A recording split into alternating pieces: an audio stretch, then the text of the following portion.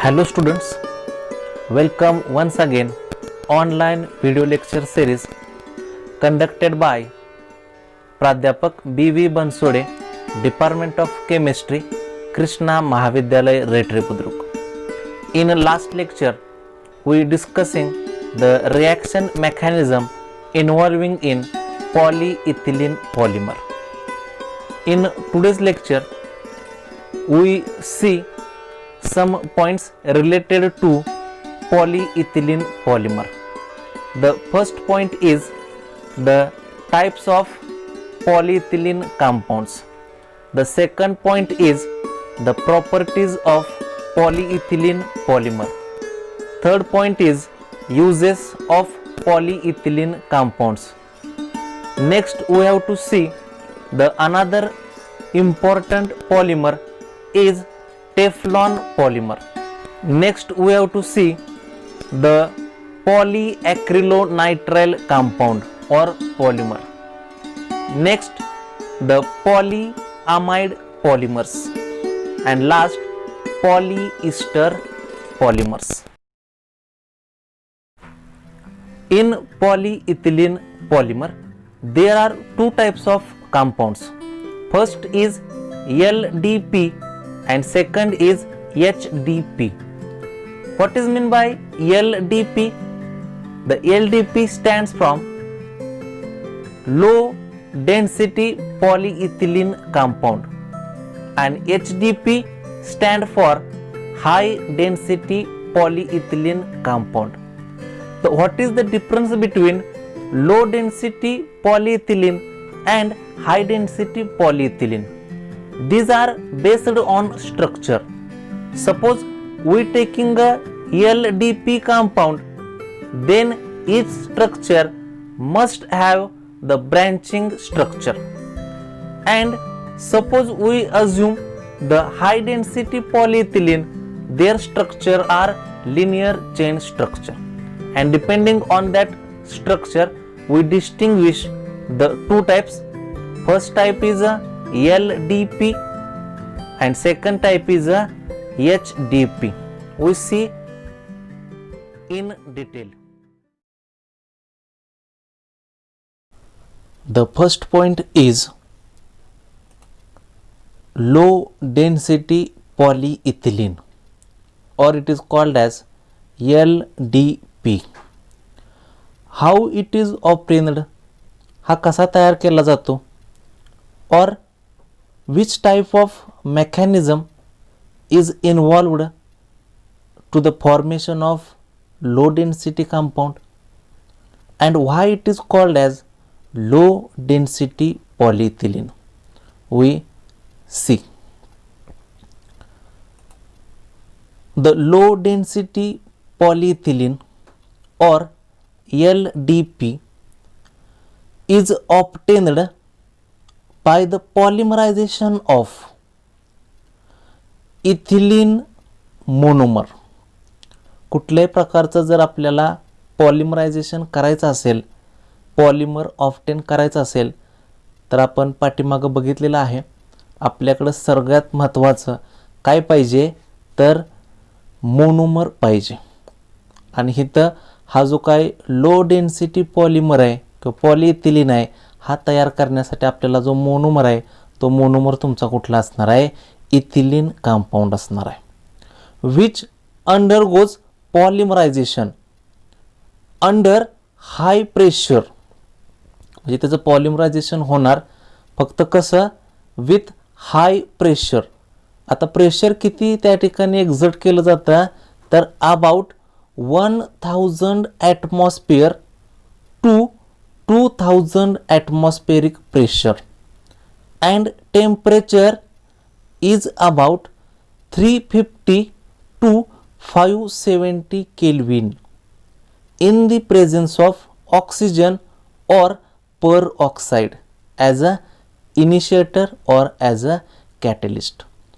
म्हणजे जर आपल्याला LDP नावाचा कंपाऊंड जर पाहिजे असेल तर पहिल्यांदा आपल्याला पॉलिमरायझेशन करायचं आहे. कोणाचं?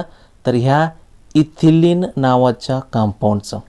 फक्त त्यासाठी काही कंडिशन्स आहेत आणि पहिली कंडिशन कुठली असणार आहे तर त्याच्यामध्ये काय पाहिजे आपल्याला, तर हाय प्रेशर पाहिजे. आणि ते किती पाहिजे जवळपास, तर 1000 ॲटमॉस्फेरिक प्रेशर ते 2000 ॲटमॉस्फेरिक प्रेशर एवढं त्या ठिकाणी काय केलं जातं, ॲप्लाय केलं जातं. दुसरी गोष्ट त्याच्यामध्ये आहे ती आहे टेम्परेचर. आणि ते टेम्परेचर किती पाहिजे जवळपास तुमच्याकडं, तर 350 टू 570 केल्विन एवढं टेम्परेचर त्या ठिकाणी काय करायचं आहे आपल्याला, ॲप्लाय करायचं आहे. In the presence of oxygen और पर ऑक्साईड ॲज अ कॅटलिस्ट. बघूया आपण ती रिॲक्शन कशा होत्या. तर फर्स्ट आपल्याला काय पाहिजे, त्याचा मोनोमर. मोनोमर तुमचा कुठला असणार आहे, तर इथिलीन. इथिलीन म्हणजे काय, 2 कार्बन. आणि ENE म्हणजे काय, तिथं डबल बॉन्ड. नेक्स्ट जर आपल्याला याचं पॉलिमरायझेशन केलं सर्टन कंडिशनला, तर कंडिशन कुठलं आहे तुमच्या, तर in the presence of O2 or peroxide and certain pressure असेल किंवा टेम्परेचर असेल. And then we obtained the main polymer is called as low density polymer. म्हणजे अशा प्रकारे आपण काय करू शकतोय, लो डेन्सिटी पॉलिइथिलीन ऑब्टेन करू शकतो. फक्त ही जी काही तुमची कंडिशन आहे, ही कंडिशन जर त्या ठिकाणी ॲप्लाय केली तरच आपण काय करू शकतो, लो डेन्सिटी कंपाऊंड आहेत ते काय करू शकतोय, तयार करू शकतो. मग नेक्स्ट आपल्याला बघायचं आहे की त्याच्यामध्ये कुठल्या प्रकारचं मेकॅनिझम आहे. म्हणजे हे जे आपण फॉर्मेशन करतोय, जे काय इथिलीनपासून LDP नावाचा कंपाऊंड तयार करतोय, मग ह्याच्यामध्ये एक पॉलिमरायझेशन आहे. मग ते कुठल्या प्रकारचं पॉलिमरायझेशन आहे किंवा त्याच्यामध्ये मेनली कोणतं स्ट्रक्चर येणार आहे, आणि मग त्या ठिकाणी ह्याला लो डेन्सिटी का म्हणायचं, हे आपल्याला काय करायचं आहे, अभ्यासायचं आहे. मग बघूया आपण. The mechanism of this reaction involves the free radical addition polymerization. म्हणजे इथं जे तुमचं मेकॅनिझम आहे ते कोणतं येतं असणार आहे तुमच्याकडे, तर फ्री रॅडिकल ॲडिशन पॉलिमरायझेशनचं मेकॅनिझम असणार आहे. की याच्यामध्ये काय केलं जातं, तर जो काही हायड्रोजन आहे, हा हायड्रोजन काय करायचा आहे तुम्हाला, ॲब्स्ट्रॅक्ट करायचा आहे. आता जर आपण त्या ठिकाणी फ्री रॅडिकल मेकॅनिझम केलं तर त्याच्यामध्ये मेनली काय भेटणार आहे तुम्हाला, तर ब्रँचड चेन स्ट्रक्चर्स भेटणार आहेत. म्हणजे तिथं जे तुम्हाला कंपाऊंड्स भेटतील हे मेनली तुम्हाला काय रिझल्ट देतात, तर ब्रँचिंग ॲज अ रिझल्ट म्हणून काय केलं जातं, फॉर्म केला जातो. म्हणजे दुसरा पॉईंट आपल्या या ठिकाणी झाला की इथं जे कंपाऊंड्स तयार होतील हे मेनली कंपाऊंड्स तुमचे कुठले असणार आहेत, तर ब्रँचड कंपाऊंड असणार आहेत. आता तिसरा महत्त्वाचा पॉईंट आहे की ह्याला लो डेन्सिटी पॉलिइथिलीन का म्हणायचं ते आपण बघूया. As a result the chains are loosely held. म्हणजे ज्यावेळेस त्याचं ब्रँचिंग तयार होईल त्यावेळेस तिथं जी काही चेन असेल ही काय केली जाते, लूजली हेल्ड केली जाते. आणि म्हणून अशा ठिकाणी जो पॉलिमर येतो त्या पॉलिमरला काय म्हटलं जातं, तर लो डेन्सिटी पॉलिमर म्हटलं जातं. अशा प्रकारे आपल्याला हे लो डेन्सिटी पॉलिमर म्हणजे काय किंवा कसे तयार करायचे आहेत हे आपल्याला काय करायचं आहे, पाहायचं आहे. आता जर त्याच्या पुढे गेलो आपण, नेक्स्ट जर बघितलं तर त्याच्यामध्ये आपण अजून काय बघू शकतो लो डेन्सिटी पॉलिइथिलीनमध्ये, तर त्याच्या प्रॉपर्टीज पाहू शकतो. मग आपण पहिल्यांदा प्रॉपर्टीज पाहूया. नेक्स्ट पॉईंट आपल्याला बघायचा आहे आणि तो नेक्स्ट पॉईंट आहे properties of low density polyethylene. मग याच्यामध्ये पहिली प्रॉपर्टी आपल्याला बघायचं आहे, the LDP films are extremely flexible. ह्याच्यामधल्या ज्या काय LDP फिल्म्स असतात ह्या कशा असतात, तुमच्या एक्स्ट्रीमली फ्लेक्झिबल असतात. पण त्या कशा असणार आहेत, तर टफ. पण त्या कशा आहेत, टफ असतात. ही झाली त्याची पहिली प्रॉपर्टी. नेक्स्ट आपल्याला बघायची आहे second property. The second property is it is chemically inert. म्हणजे हे जे काही पॉलिमर आहेत हे कसे असणार आहेत, तर केमिकली इनर्ट असणार आहेत. And moisture resistant. Chemically inert तर असणारच आहेत, पण त्याच्याबरोबर ते कसे असणार आहेत, मॉइश्चर रेजिस्टंट सुद्धा असणार आहेत. ही झाली त्याची दुसरी प्रॉपर्टी. थर्ड प्रॉपर्टी आपल्याला बघायची आहे, it is poor conductor of electricity. म्हणजे हा जो काय LDP कंपाऊंड असणार आहे हा कसा असतो तुमचा, तर poor conductor of electricity with melting point about 110 degree centigrade. त्याचा जो काय मेल्टिंग पॉइंट असणार आहे तो किती असतो, तर 110 डिग्री सेंटीग्रेड एवढा त्याचा काय केला जातो, मेल्टिंग पॉइंट ऑब्झर्व केला जातो. म्हणजे अशा प्रकारे आपल्याला दुसरा पॉइंट बघायचा आहे लो डेन्सिटी पॉलिइथिलीन मधला, आणि तो आहे आपला प्रॉपर्टीज. मग ह्या 3 प्रकारच्या प्रॉपर्टीज आहेत. त्या 3 प्रकारच्या प्रॉपर्टीजवरती सुद्धा तुम्हाला काय करू शकतात, प्रश्न विचारू शकतात. हे झालं तुमचा LDPच्या प्रॉपर्टीज. आता नेक्स्ट पॉईंट आपल्याला बघायचा आहे, आणि तो नेक्स्ट पॉईंट आहे तुमचा युजेस ऑफ LDP. म्हणजे LDPचे युजेस तुम्हाला काय करायचे आहेत, पाहायचे आहेत. मग याच्यामध्ये फर्स्ट यूज आपल्याला बघायचा आहे, LDP इज मेनली यूज्ड. म्हणजे LDP जो आहे हा मेनली यूज्ड कुठं केला जातो, in preparation of pipes. Preparation of pipes for agriculture, irrigation, domestic water line connections. म्हणजे हे जे काय LDP कंपाऊंड्स आहेत हे मेनली कुठे यूज केले जातात, the preparation of pipes for agriculture, irrigation किंवा डोमेस्टिक वॉटर लाईन कनेक्शनसाठी, किंवा as well as it is a insulation to electric cable.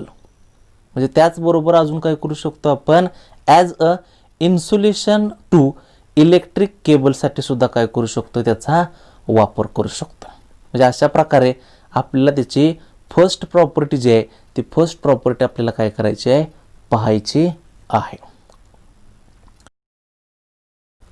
The second use is it is also used in submarine cable insulation. Submarine cable insulation means काय, तर त्या ठिकाणी जे C water आहे की त्याच्यामध्ये जर आपल्याला या ठिकाणी केबल रिप्रेझेंट करायचे असेल तर त्या ठिकाणी काय केलं जातं, तर पॉलिथिन नावाचा जो काही पॉलिमर आहे त्याचा वापर केला जातो. पण त्याच्यामध्ये सुद्धा जे मेनली कंपाऊंड यूज केले जातात हा मेनली कंपाऊंड कुठला असतो तुमचा, तर लो डेन्सिटी पॉलिइथिलीनचा असतो. अशा प्रकारे आपण ही दुसरी जे काय यूज आहे हा दुसरा यूज त्या ठिकाणी काय करू शकतोय, ॲप्लाय करू शकतो. थर्ड यूज आपल्याला बघायचा आहे तो आहे आपला it is used in producing extruded films sheets mainly for packaging and household uses like preparation of squeeze bottles, attractive containers.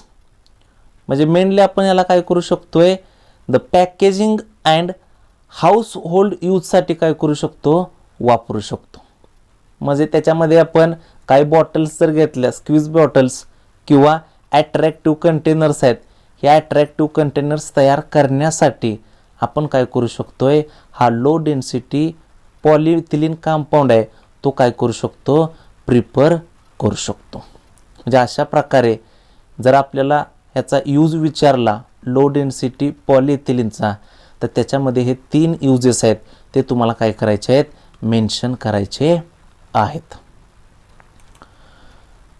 Next आपल्याला बघायचा आहे तो आहे आपला पॉलिइथिलीन पॉलिमरचा दुसरा टाईप, आणि तो दुसरा टाईप आहे हाय डेन्सिटी पॉलिइथिलीन. म्हणजे आपण पहिला बघितला लो डेन्सिटी पॉलिइथिलीन, त्याच पद्धतीनं आपल्याला दुसरा टाईप बघायचा आहे आणि तो दुसरा टाईप आहे आपला हाय डेन्सिटी पॉलिइथिलीन पॉलिमर. मग याच्यामध्ये सुद्धा हा जो काय आपला पॉलिमर आहे हा कसा तयार होऊ शकतोय, त्याच्यामध्ये कोणत्या प्रकारचं स्ट्रक्चर असू शकते, ते आपल्याला काय करायचं आहे. It is essentially a linear polymer with high density due to close packing. आपण पहिल्यांदाच बघितलं होतं हाय डेन्सिटी पॉलिमर कसा ओळखायचा, की त्याच्यामध्ये जो कंपाऊंड असेल त्याचं स्ट्रक्चर कसं असणार आहे, तर लिनियर पॉलिमर टाईप स्ट्रक्चर असणार आहे. आणि ते जे काही हाय डेन्सिटी आहे ही कशामुळे भेटते आपल्याला, तर टू क्लोज्ड पॅकिंग स्ट्रक्चर असल्यामुळं. मग याच्यामध्ये सुद्धा आपण याचा मोनोमर बघू शकतोय, सेम मोनोमर असणार आहे.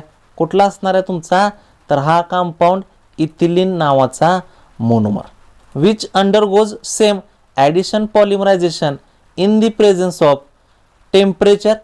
किती टेम्परेचर त्या ठिकाणी आपल्याला अप्लाय करायचं आहे, तर 333 केल्विन टू 343 केल्विन. 333 केल्विन ते 343 केल्विन एवढं टेम्परेचर त्या ठिकाणी आपल्याला काय करायचं आहे, ॲप्लाय करायचं आहे. आणि त्याच वेळेस तिथं जे काही प्रेशर आहे ते प्रेशर आपल्याला त्या ठिकाणी एक्झर्ट करायचं आहे. आणि ते प्रेशर तुमचं किती असणार आहे, आणि ते प्रेशर किती असणार आहे, 6 to 7 ॲटमॉस्फेरिक प्रेशर. म्हणजे ही रिॲक्शन कधी प्रोसीड होणार आहे, तर in the presence of 6 to 7 atmospheric pressure and 333 kelvin to 343 kelvin temperature असताना. फक्त कधी, in the presence of catalyst. आणि इथं जो कॅटॅलिस्ट घेतला जातो हा कॅटॅलिस्ट मेनली आपल्याला काय करायचा आहे, रिप्रेझेंट करायचा आहे.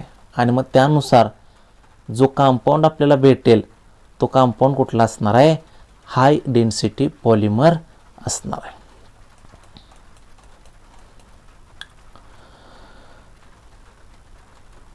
मग हे जे काय हाय डेन्सिटी पॉलिथिलिन्स आहेत हे कसे तयार होत आहेत हे आपल्याला काय करायचं आहे, त्यांच्या रिॲक्शनच्या थ्रू बघायचं आहे. मग पहिल्यांदा आपल्याला लागणार, आणि तो असतो आपला मोनोमर. कुठला मोनोमर आहे त्या ठिकाणी, तर CH2 डबल बॉन्ड CH2. काय म्हटलं जातं याला, तर ethylene. Ethylene undergoes addition polymerization in the presence of 333 to 343 kelvin temperature as well as 6 to 7 atmospheric pressure in the presence of catalyst, and they form the high density polyethylene compound. म्हणजे हा जो काय high density पॉलिइथिलीन compound आहे हा आपल्याला कधी भेटतोय, तर ज्यावेळेस आपण त्याचं पॉलिमरायझेशन करेल किती टेम्परेचरला, तर 333 ते 343 टेम्परेचरला. जर आपण त्याचं पॉलिमरायझेशन केलं in the presence of catalyst तर तुम्हाला काय भेटणार आहे, हाय डेन्सिटी पॉलिमर भेटणार आहे. मग इथं जो काही कॅटॅलिस्ट यूज केला जातो हा कॅटॅलिस्टचं नाव आपल्याला रिप्रेझेंट करायचं आहे. आणि त्या कॅटॅलिस्टला म्हटलं जातं झिग्लर नट्टा कॅटॅलिस्ट. कधीकधी 1 मार्कसाठी MCQसाठी आपल्याला हाय डेन्सिटी पॉलिइथिलीनमध्ये हा प्रश्न काय करू शकतात, विचारू शकतात की तिथं जो कॅटॅलिस्ट आपण घेतोय हा कॅटॅलिस्ट कुठला असतो, तर आपल्याला त्याचं नाव सांगता आलं पाहिजे की त्याला काय म्हटलं जातं, झिग्लर नट्टा कॅटॅलिस्ट म्हटलं जातं. मग झिग्लर नट्टा कॅटॅलिस्ट जो आहे म्हणजे नेमकं काय, तर try ethyl aluminium with titanium tetrachloride. म्हणजे ट्राय इथिल ॲल्युमिनियम म्हणजे 3 ethyl group with aluminium is attached with titanium tetrachloride, and then this compound or this structure is called as Ziegler-Natta catalyst. प्रकारे जर तुम्हाला हाय डेन्सिटी पॉलिइथिलीन त्याची जर reaction विचारली तर ती रिॲक्शन आपण काय करू शकतोय, अशा प्रकारे एक्सप्लेन करू शकतो. नेक्स्ट पॉइंट आपल्याला बघायचा आहे तो आहे प्रॉपर्टीज ऑफ हाय डेन्सिटी पॉलिइथिलीन किंवा HDP. मग याच्यामध्ये पहिली प्रॉपर्टी आहे it is a crystalline compound. म्हणजे मेनली इथं जो काही कंपाऊंड येईल हा कंपाऊंड तुमचा कुठला असणार आहे, तर क्रिस्टलाइन कंपाऊंड असणार आहे.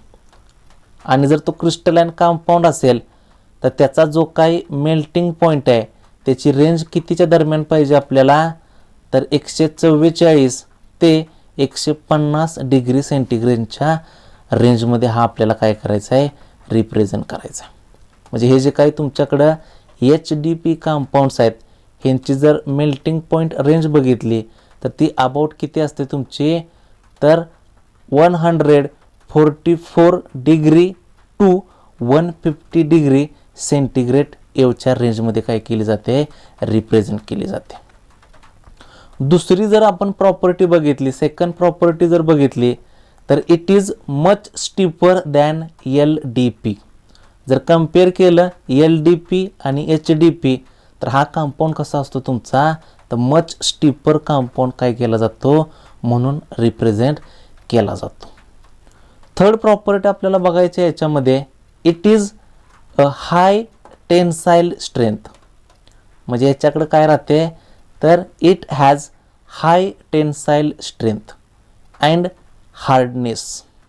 म्हणजे त्याचा जो काय हार्डनेस आहे आणि त्याच्यामध्ये जी काही टेन्साईल स्ट्रेंथ आहे ही कशी असते तुमची, हाय टेन्साईल स्ट्रेंथ त्या ठिकाणी असते. आणि लास्ट बघायचं आपल्याला त्याच्यामध्ये, it is more resistant to chemicals than LDP. म्हणजे हा जो काही कंपाऊंड आहे हा कसा असतो, मोर रेजिस्टन्स असतो टू केमिकल्स दॅन LDP. म्हणजे अशा प्रकारे ह्या ज्या काही 4 प्रॉपर्टीज आहेत त्या आपल्याला काय करायच्या आहेत, बघायच्या आहेत. नेक्स्ट पॉईंट आपण बघतोय युजेस ऑफ HDP. आता याच्यामध्ये आपण पहिला यूज बघायचा आहे तो आहे HDP is used in manufacturing of toys. म्हणजे हा जो काय हाय डेन्सिटी पॉलिइथिलीन कंपाऊंड आहे हा काय केला जातो, तर टॉयज बनवण्यासाठी, खेळणी बनवण्यासाठी काय केला जातो, यूज केला जातो. And other household articles like bucket, dustbins, bottles, pipes etcetera. म्हणजे हा जो काय हाय डेन्सिटी पॉलिइथिलीन आहे ह्याचा जर आपण यूज बघितला, फर्स्ट यूज, तर हा कशासाठी वापरला जातो, तर पहिल्यांदा टॉयज बनवण्यासाठी किंवा हाऊस होल्ड आर्टिकल्स. म्हणजे त्या ठिकाणी बकेट्स असतील, डस्टबिन्स असतील, बॉटल्स असतील किंवा पाईप असेल हे बनवण्यासाठी काय केलं जातो, वापरला जातो. हा झाला त्याचा पहिला यूज. सेकंड यूज आपल्याला बघायचा आहे, it is used to prepare laboratory wares. म्हणजे लॅबमध्ये जे काही साहित्य लागतं, प्लास्टिक साहित्य, ते आपण काय करू शकतोय, ह्याच्या साहाय्यानं ऑब्टेन करू शकतो. And the other objects where high tensile strength and stiffness is required. म्हणजे त्याच्यामध्ये टेन्साईल स्ट्रेंथ हाय आणि त्या ठिकाणी स्टिफनेस जे आहे ते हाय स्टिफनेस काय केली जाते, रिक्वायर्ड केली जाते. त्याच्यामध्ये अशा प्रकारचं जे काही ॲपरेटस आहेत लॅबोरेटरीजमध्ये यूज केले जातात हे मेनली आपण कशापासून तयार करू शकतोय, तर त्या ठिकाणी HDP पासून तयार करू शकतो. अशा प्रकारे आपल्याला काय करायचं आहे, आपला सेकंड पॉलिमर आहे पॉलिइथिलीन, तो आपल्याला काय करायचा आहे, रिप्रेझेंट करायचा आहे. मग त्याच्यामध्ये त्याची रिॲक्शन असेल, त्याचे 2 टाईप्स आहेत, LDP अँड HDP. त्याचे प्रॉपर्टीज आणि त्याचे युजेस आपण काय करतोय, मेन्शन करत असतोय. आता त्याचबरोबर आपल्याला थर्ड ॲडिशन पॉलिमरायझेशन मधला एक पॉलिमर बघायचा आहे आणि तो आहे आपला टेफ्लॉन पॉलिमर. म्हणजे तिसरा पॉलिमर आपल्याला बघायचा आहे आणि तो तिसरा पॉलिमर आहे आपला टेफ्लॉन पॉलिमर. मग याच्यामध्ये सुद्धा सेम की हा जर टेफ्लॉन पॉलिमर आपल्याला तयार करायचा असेल तर फर्स्ट त्याच्यामध्ये आपल्याला काय पाहिजे की त्याचा मोनोमर पाहिजे.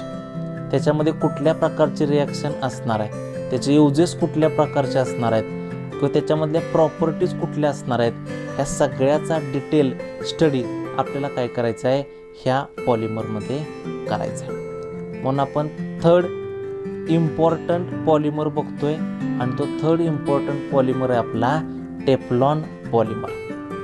मग टेफ्लॉन पॉलिमर आहे, ह्या टेफ्लॉन पॉलिमरलाच काय म्हटलं जातं तर पॉलीटेट्रा फ्लोरोइथिलीन.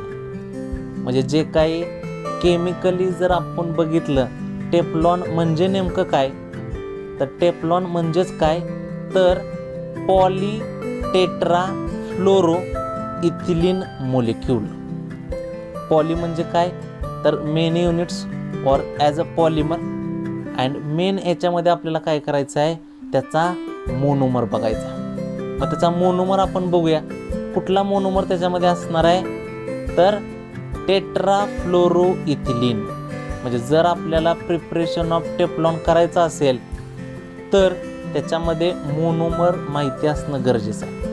आणि तो मोनोमर तुमचा कुठला असतो तर टेट्राफ्लोरोइथिलीन हा त्याचा काय असतोय मोनोमर असतो.